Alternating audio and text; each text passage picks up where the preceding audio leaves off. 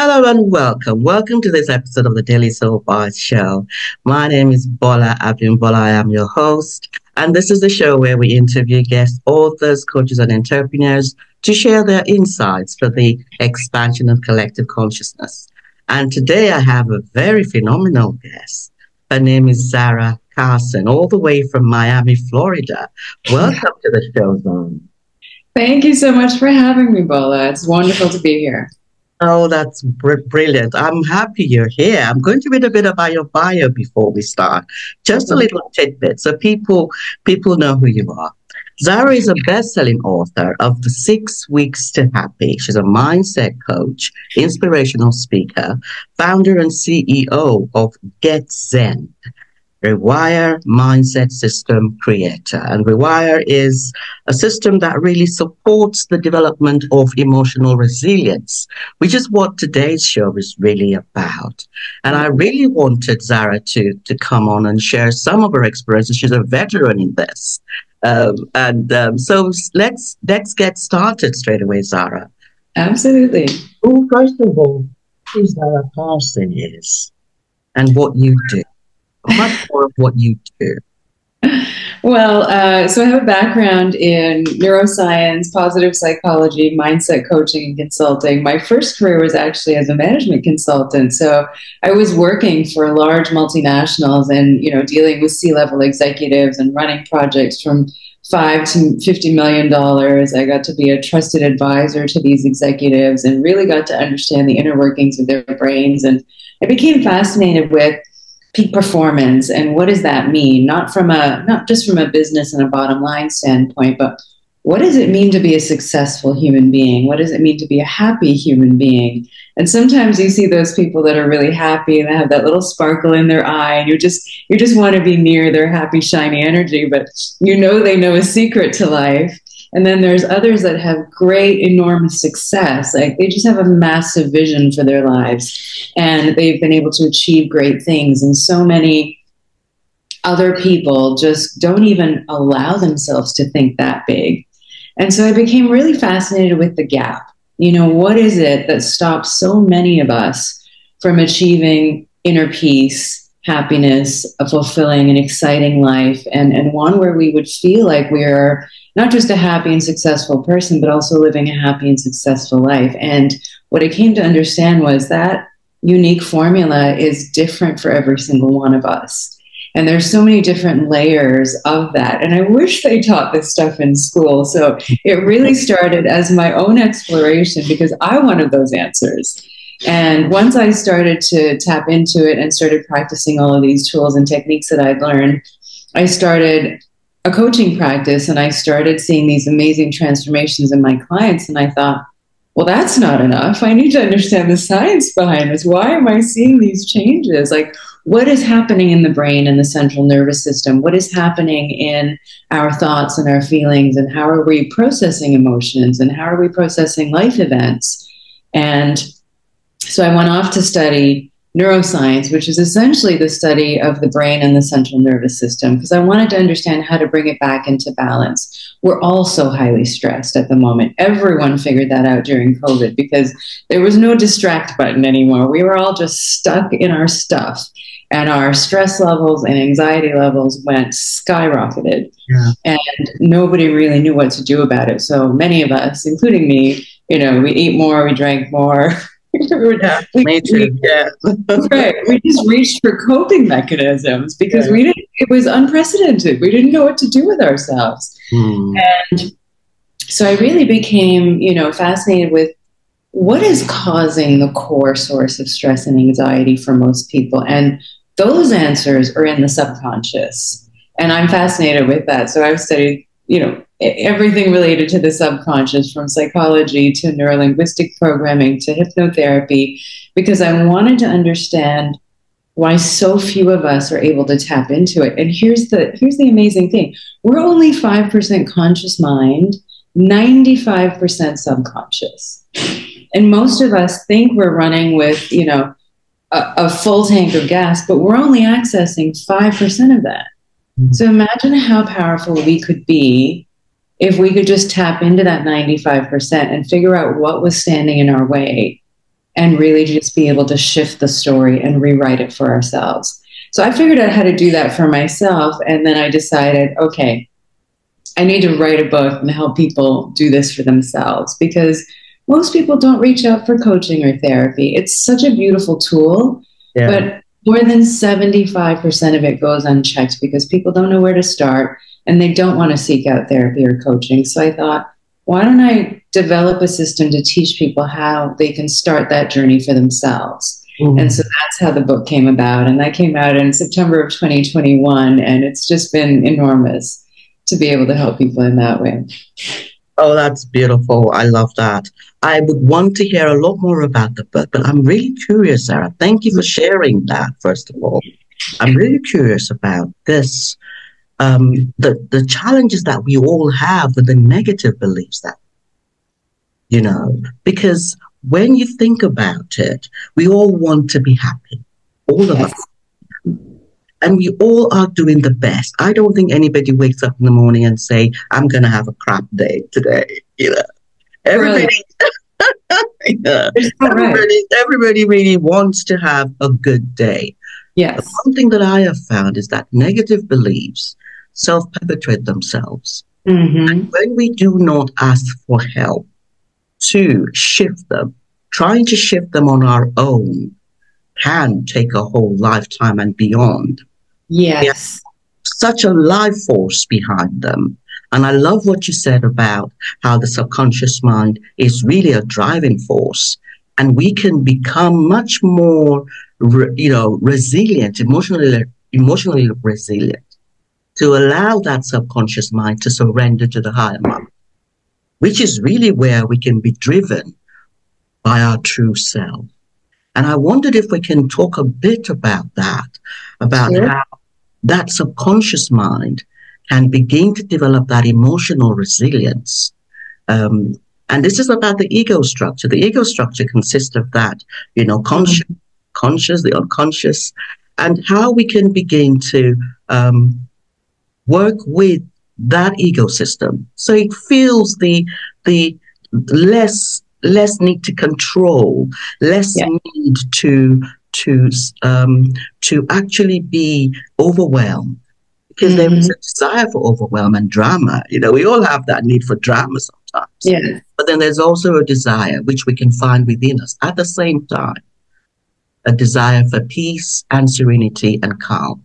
And it's about how we can begin to align and intend more and more towards that, that desire for calm and serenity. Yes, drama will come. It can get boring. I'm tired of all this peace and quiet.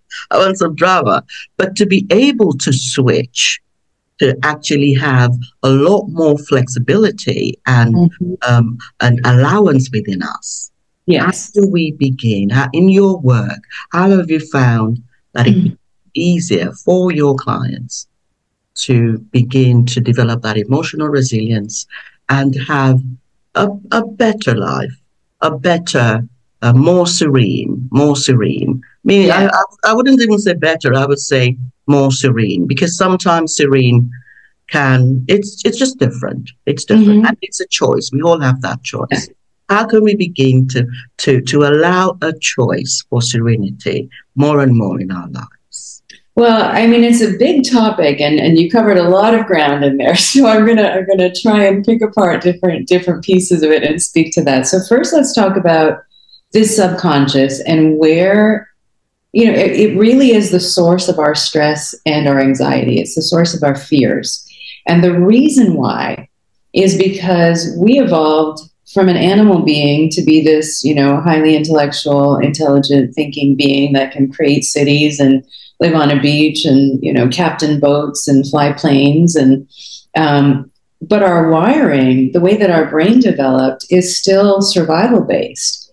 So what that means is we're actually wired to play it safe. And that's why we get interrupted when we're trying to be vulnerable and open-hearted in love and connection. That's why we play it safe and we don't take that risk in business. That's why we play it safe and we don't invest in ourselves. We think we're not good enough. And so all of these fears and these unconscious beliefs come from our unconscious mind. And it's my theory, bear with me here for a minute while I work it through, but I believe that our unconscious mind really was supposed to evolve just to keep us safe from harm. So if you're crossing the street, I believe that the subconscious was meant to just stop us from getting hurt and be able to catch ourselves and step back so that car doesn't hit us. Or if you drop a pair of scissors, to be able to move your foot fast enough so it doesn't actually cut into you.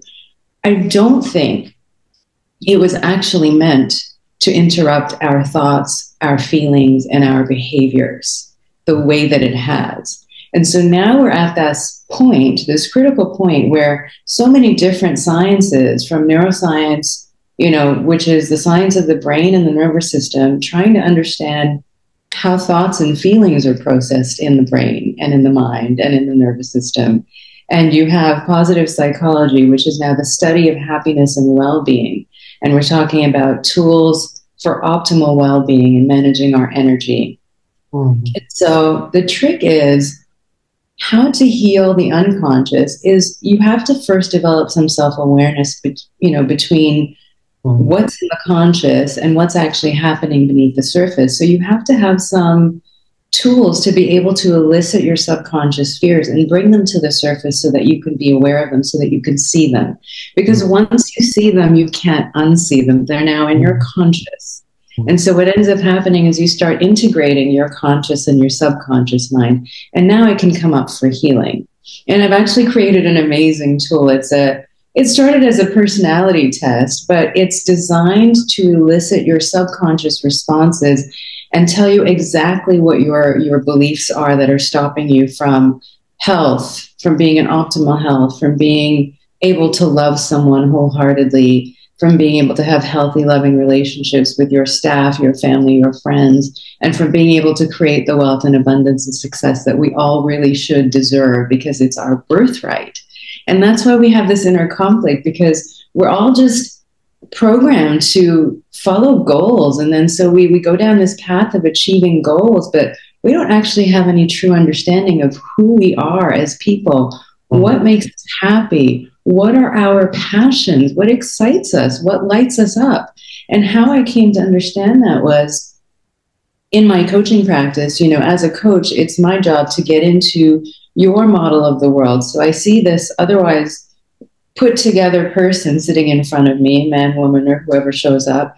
And it's my job to get into their world and understand, where did they construct their walls? Because it's my job then to help them tear them down and open up possibilities so that they can create a life that really excites them. And what I came to understand was, we pulled the walls down and we start defining goals as the next step. And when I had them envision the end state, like, how are you going to feel once you achieve this financial goal, once you put the keys into your dream house lock and open that front door and walk out onto the beach property, how are you going to feel? And most of them couldn't even tell me that they would feel happy or peaceful or excited or fulfilled or serene, as you say. And I thought, well, if this isn't bringing you any joy, why on earth are we chasing this goal? And so it dawned on me that most people don't actually know themselves. So when we talk about who is your true self and who is your authentic self, I think we're now talking about needs. And we're talking about values. And the thing about needs are, your needs and my needs are never going to be 100% the same. Same with you and your partner, same with you and your friends, same with you and your colleagues, same with you and your children, same with you and your parents. You will never sit at a table at a restaurant and order exactly the same thing and spend your time exactly the same way every minute of the day and be in tandem. You're all going to have different things that make you happy, that make you feel peaceful. One might need more energy. One might need to be introverted. One might need to be social. One might need to go out for a drink with the guys. One might need a night in by themselves. Every person is different, and you have to know yourself intimately well, and you need the tools to do that. And here's the thing about needs. They're non-negotiable. If you don't have your needs met in a proper way, in a consistent way over time, your body starts to scream at you.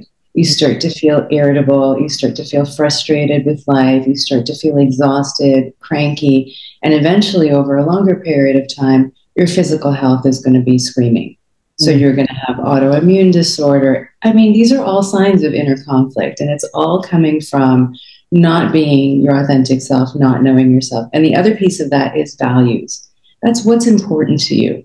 So if you value freedom, like I do, for example, then going into an office every day, Monday to Friday, 9 to 5, is going to make you miserable.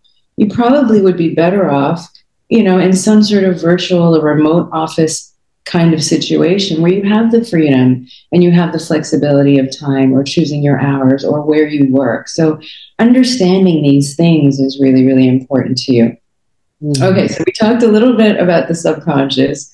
We talked about the importance of knowing yourself, because if you're not in a career or a job or living a life that's aligned with your needs and values, then of course you're unhappy.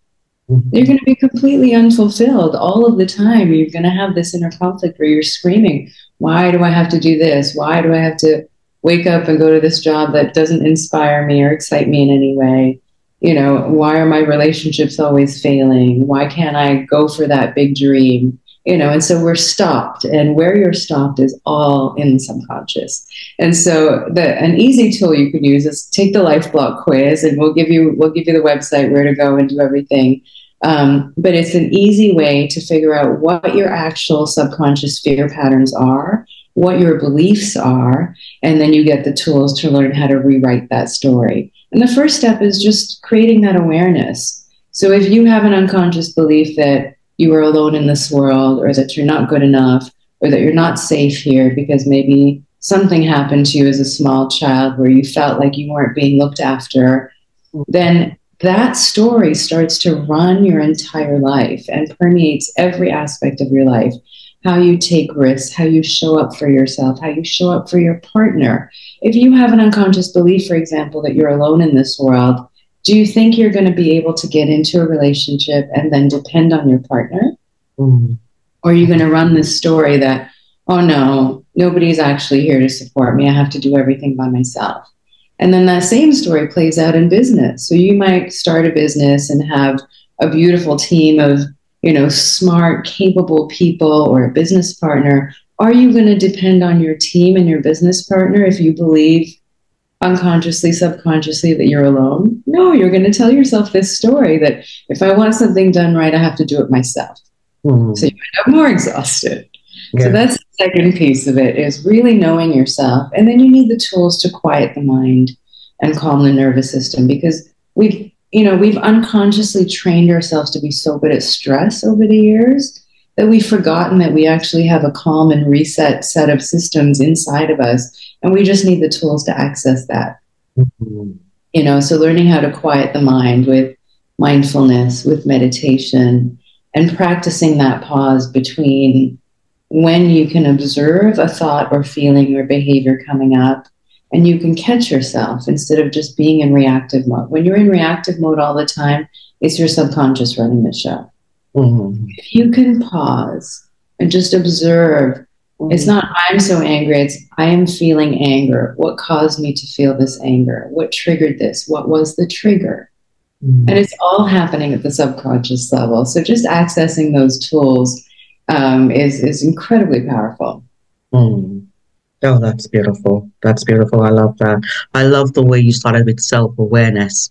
Self-awareness is so key. And I always talk about this, because when we become more aware of the feelings, the thoughts, the beliefs that we're holding, this is really where we can begin to identify the fear, because there's always fear. It's one thing for us to be aware of these things. It's another thing for us to actually feel that we are capable enough to actually deal with them. We have all these emotional triggers that come up anytime we try. We've got the inner critic, we've got the imposter syndromes. I love the way your program looks at self-awareness, understanding self. Am I afraid? Am I able to do? How far am I able to go?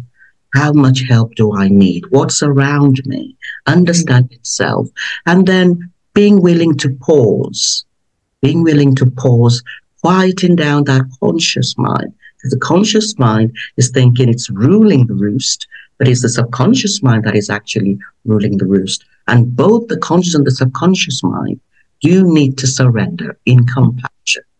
Yes. I think the difference between the person who is able to really go beyond those limiting beliefs is the compassionate person. We have to become more compassionate and loving with our own self. And where does love come from? It comes from the higher mind. So I would love us to talk a bit about that difference. What happens after you now have identified all these beliefs? You've paused, you're reflecting. How do you then begin to really cultivate that compassion? This is part of what I've written about in my book. Beautiful. About how compassion is something that really begins to distinguish those who push beyond. Yes. Because this is not about force or control. We cannot change those beliefs that we've identified by force, and certainly not by grit, or any kind of angst. It's got to be soft. This is why the power of compassion, I think, is so key in developing and applying emotional resilience. So if you were to have a client who's come to you with anxiety, they've gone to your website, have identified the beliefs, the things that's making them anxious, how do they begin to develop more compassion? Dealing with the trauma, letting it go, and really aligning, knowing I can be happy, even though I don't know what that even feels or tastes like. How can I begin to align to happy? Yes. A great question. Well, firstly, once you start that work where you bring the unconscious, to the forefront, where you bring that, what's happening at the subconscious level into your awareness, you start to see patterns, not just in yourself. I talked about the not good enough, which is basically the imposter syndrome. And so many people are talking about this. You hear top executives, top entrepreneurs talk about this regularly. Everyone's walking around with imposter syndrome, because even as much work as you can ever do to reprogram yourself and rewrite your story and empower yourself, it doesn't go away, because its prime directive is meant to stay there to keep you safe, to keep you alive. In other words, it's survival based. So it's always going to be a part of you. That's number one.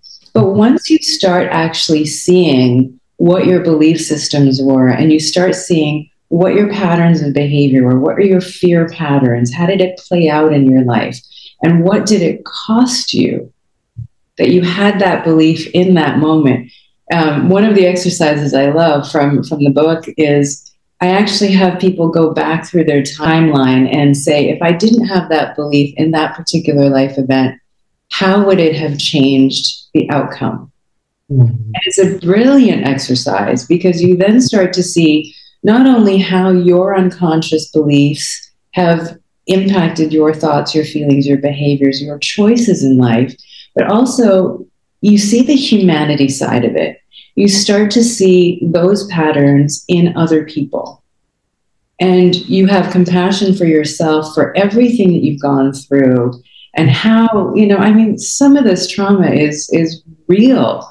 We've gone through so many hardships, and that's how we grow and evolve as human beings. It's part of the wonderful thing called the soul's journey is, you can either grow through awakening or you can grow through hardship.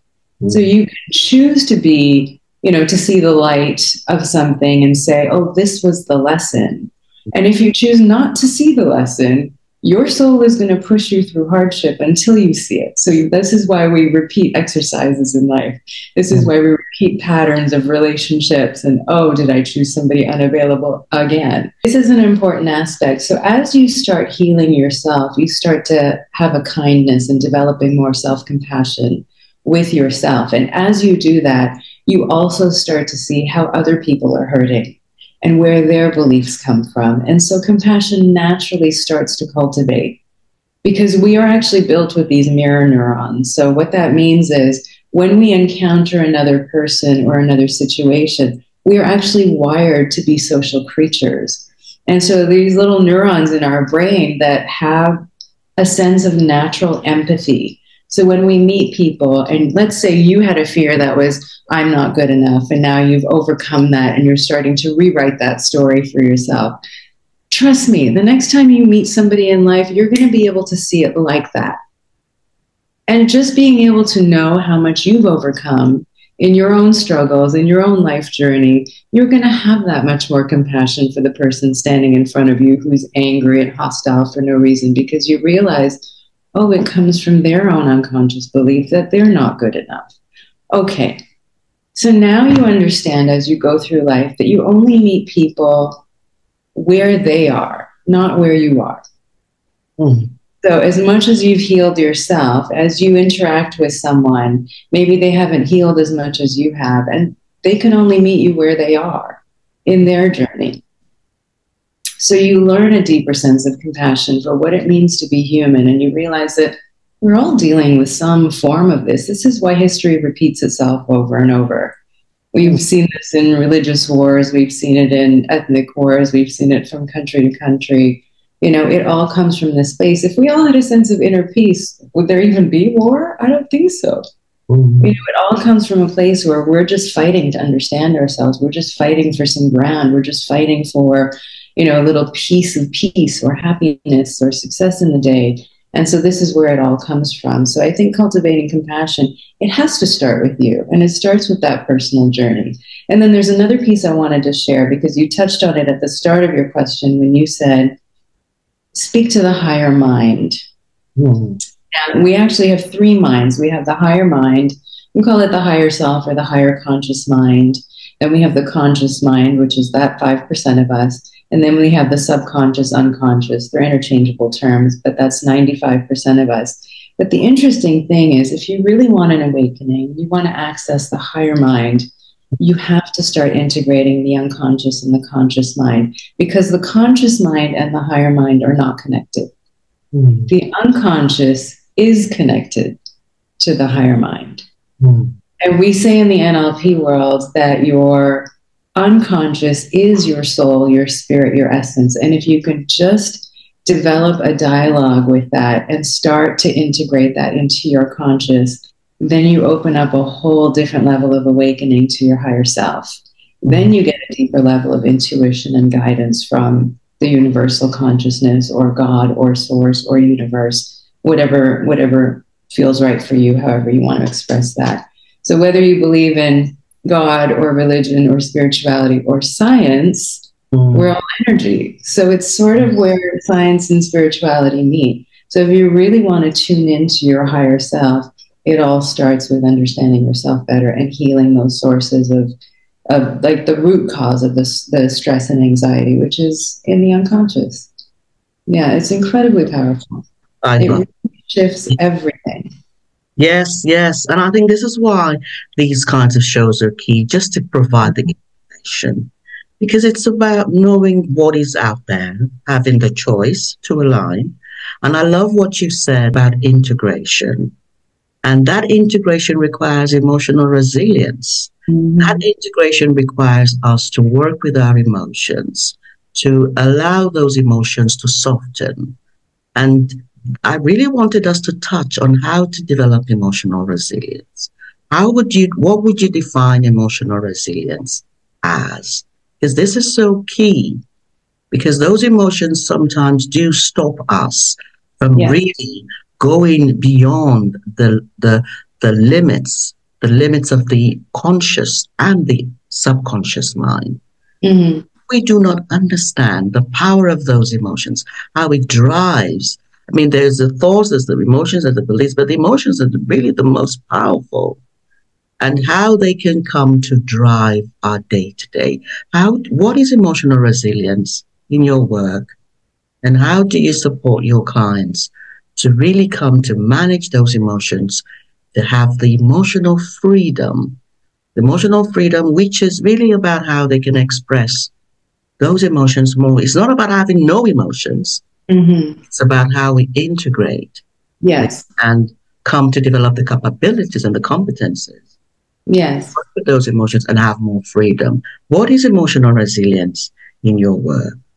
So I would say that I would define emotional resilience as the ability to be unshakable, the ability to bounce back quickly. And I'll give you an analogy from, have you ever read Eckhart Tolle's A New Earth? It's a brilliant book. And when he describes, I think he's describing meditation when he gives you the metaphor of a tree with its deep roots in the earth, unshakable. And that is for me what emotional resilience is. So the wind can come, your branches, your leaves can blow, life events will happen. You can't stop life events from happening. They come in waves, whether you like it or you not, and whether you like it or you don't. But I think if you can get to a place where you're so in control of yourself and your emotions, and you have such a deep understanding of yourself, that no matter what comes your way, you know that for the most part, you can be unshakable. Now, how to develop emotional resilience, I would say there's 3 parts. Firstly, we have to learn to quiet the mind and calm the nervous system. And that comes from meditation to quiet the mind. It literally calms your brainwave activity down. 2, it increases emotional resilience because it increases your sense of inner peace and also the response time between when you are triggered and when you respond. It actually gives you more space. And then mindfulness is the ability to observe yourself. I call it practice the pause. If you could just hit the pause button and just observe your thoughts and your feelings before you act, that's extremely powerful. So that's number 1, quiet the mind, calm the nervous system. 2, because most of us are, we're so highly stressed all the time. Those 2 tools are incredibly important. The second piece is to understand that we are an energetic being with a finite amount of energy, like the battery on your phone. Once you hit low battery, we are immediately taken aback. We go hit power save mode, don't we? And we know what to intentionally use that last bit of energy for. But we don't have the understanding that we are the same. We don't have an infinite source of energy every single day. And so if you understand the workings of the brain and the body and what actually drains your energy, it's called, in the positive psychology world, it's actually called ego depletion. So it touches on ego, as you said, but it's not actually ego as is used in psychology. It just means that we are beings of energy and we only have a finite amount of resources that we can use for mental activities, that our brain takes. So what I've come to learn over so many different fields of study, and this includes quantum physics, by the way, because once you start studying the unconscious mind and the higher conscious mind, you inevitably start studying quantum physics, which is the study of energy in the universe and the laws of the universe. And so now you are trying to understand, okay, what is it that drains me of my energy each day, and how can I balance out my energy? And so the things that deplete your ego or deplete you of energy are, if you are a manager and you have to make decisions, if you are managing people or a family, that takes energy. If you have a physical ailment, a headache, an injury, a health issue, your brain actually requires a lot of energy just to almost put a mute on the pain just so you can get through the activities of the day. If you are on a diet or doing anything that requires willpower, using willpower actually drains you of energy as well. So for example, if you're starting a new diet and exercise routine, don't you have a ton of energy for it in the morning?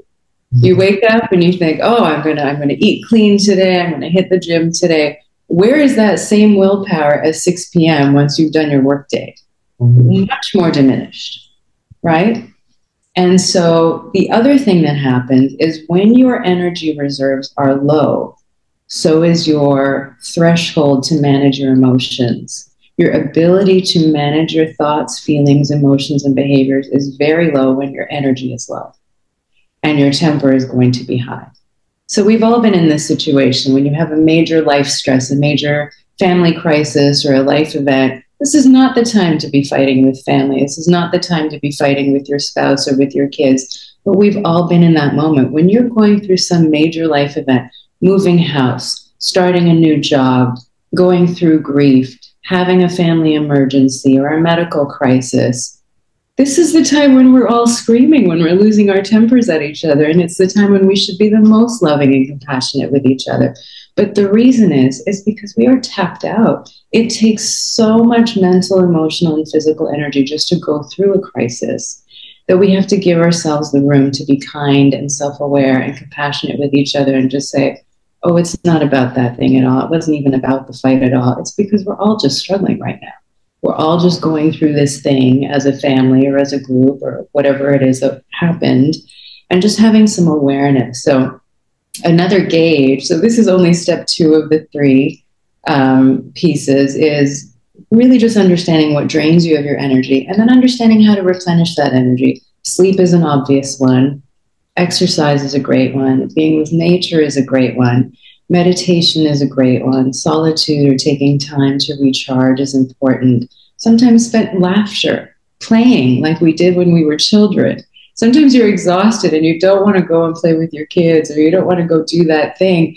And, sometimes you have an event or, an activity with your kids and you just have to go and you always feel better afterwards. It's because that, just that playful energy, allowing yourself to be carefree for 30 minutes or an hour or whatever, can recharge you as well. So understanding what depletes you and what gives you energy and how to manage that. So how to be able to say with the people in your life, you know what, I'm on 10% battery right now. I don't have enough to give. I need someone to look after me today, or I just can look after myself. So just that self-awareness. And then number 3 is, we talked about it earlier, is that most people don't really know themselves really well. So you're going through life exhausted and uninspired because maybe you're getting up and going to a job you hate and you're paying your bills. But what else are you, what else is your life bringing you that brings you joy or contentment or serenity or peace? So if you're not actively seeking those out, and if you don't even know yourself well enough to know what those activities are for you, because what brings me peace is, yes, walking on the beach or looking at the ocean. For you, it might be the mountains. I know a lot of people that couldn't care less for a beach. But for me, that ocean energy, it's so calming. It's almost spiritual for me. Just seeing the rhythm of the water flow in, it calms me almost immediately. So really understanding. So it's those 3 pieces, I think, is the formula for finding emotional resilience. 1 is quiet the mind and the nervous system. 2 is learning how to manage your physical body in terms of its energy level and knowing how to restore and recharge when you need to, and learning how to gauge when you're not doing well, when you're low energy, and being able to communicate that to those around you so that you can manage your life better. And 3, know yourself, understand your needs, understand your values. And once you know that, you can negotiate those things with the people in your life. And you can design a life, you can design a job and a career that actually fits around who you are and what lights you up. And that's when you have a life that gives you energy, because it's a life that you wake up excited to get to. It's everything shifts when you know yourself. So it's those 3 pieces, I would say. I love that. I love that. Thank you so much, Zahra. There is definitely something about knowing that we're energy. And knowing that because I'm an energy practitioner as well, and knowing that when we feel depleted, we can look around for the tools that resonate with us. And sometimes it's about trial and error. Yes. I remember how difficult it was for me to start learning Reiki energy healing, and knowing that this is a piece of resource that is available for us to connect to its infinite energy, and it allows us to really replenish, restore, that restoration that we need. Sometimes I think sleep is not enough. Sometimes sleep can be the easiest time of all. You're asleep, but you're still awake.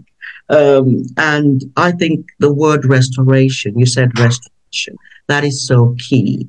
And finding ways, knowing ourselves, finding ways to restore ourselves so that we can hold space for the parts of us that are emotionally drained. Because I love what you said about Eckhart Tolle's metaphor, like a tree. You know, Mm-hmm. there's a part of us always that is like a tree, and there is the parts of us that is overwhelmed. And it's about how do we create the space through the meditation, through the pausing, to understand those parts, to Yes. allow the part that is overwhelmed to surrender in compassion to the part that is like a tree. And I think those are little things that we can come to understand that we are not alone as we feel we are. There are parts of us that can hold us on our own, and it all starts and ends with us. Yes. Obviously, we have to communicate with those around us, as to, and I love what you said about knowing how we feel and giving ourselves the space, Mm-hmm. telling the relatives or telling our colleagues, I'm not there right now. I need time. That is about how we relate, and it's about emotional intelligence. It's about how do we come to understand ourselves and how do we come to communicate in our Yes. relationships with those around us. So I love that. This is about the tools that we have to live our best lives, to live Yes. our lives. So thank you so much for that. And I do want to find out where people can find you, Zahra, when they want to connect. Of course. Oh, thank you so much. Well, firstly, you can either go to the lifeblockquiz.com to take the quiz that'll pull out all of your unconscious beliefs, your fear patterns, and it's really fun because what you get out of it is you get your personality mapped out as 3 to 5 different animal archetypes that describe different aspects of your personality and how different behaviors would have played out in your life and affected your choices. And so, even just taking the quiz, you're bringing that subconscious stuff to the surface for healing, and you're bringing it into your conscious awareness. So, you're already beginning that integration. And then, secondly, you can find my book at 6weekstohappy.com. And it's a 6-week plan where you get 3 tools per day. And it's all of the stuff that we've been talking about today. So, all of the work that you're doing as well, all of the conversations we've had around emotional resilience, managing your energy, defining your needs, understanding your values, building a life around, what would actually be aligned with who you authentically are is all in the book. And so I've made it super, super easy for people. You get 3 tools per week for 6 weeks. You even have happiness checks and assessments along the way. It's a super fun and playful way to get to know yourself. And all you have to do is go to 6weekstohappy.com. I promise you, it just takes 10 minutes a day and it will change your life forever. Don't wait. Beautiful. That's It's too beautiful. short. Oh, I love that. I love that. Thank you so much for joining me today, Zahra. Thank you so much for having me. Such a pleasure. What a wonderful conversation. And I would like to thank my audience for joining me and to remind you to subscribe to the show and to grab a copy of my book, the Daily Soul Bites book. And this is really talking about the perspectives of the higher self and how we can become much more aligned to these perspectives. Because the more familiar we are with the higher perspectives, the easier it is for us to align to them. And this is really what this book is about, creating a new way of being. So I do want to encourage you to grab it anywhere books are sold online. And I look forward to seeing you on the next episode of the Daily Soul Bites Show. Thank you for joining me. Bye-bye.